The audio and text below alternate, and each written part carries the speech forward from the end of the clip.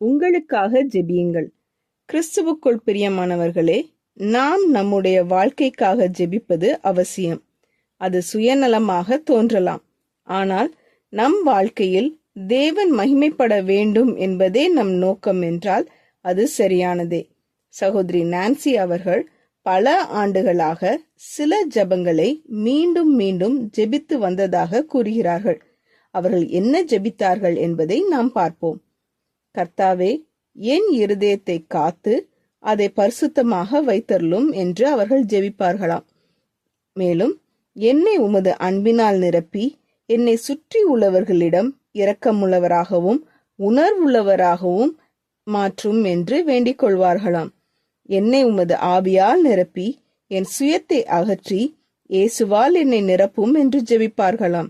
அதுபோல தாழ்மையான மனதை தாரும், எளியவளாகவும் ஆவியில் நொறுங்குண்டவளாகவும் இருக்க உதவி செய்யும், சேவை செய்யும் மனப்பான்மையை வளர்த்தருளும், எனக்கு ஞானத்தையும் பகுத்தறிவையும் தாரும், என் நாவை காத்தருளும், என்னுள் நன்றி உணர்வை வளர்த்தருளும் என்று அவர்கள் ஜெபிப்பார்களாம்.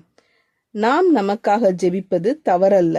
நாம் எவ்வளவு பலவீனமானவர்கள், கர்த்தர் எவ்வளவு அவசியமானவர் என்பதை உணரும்போது அந்த ஜெபம் மிகவும் அர்த்தமுள்ளதாக மாறுகிறது.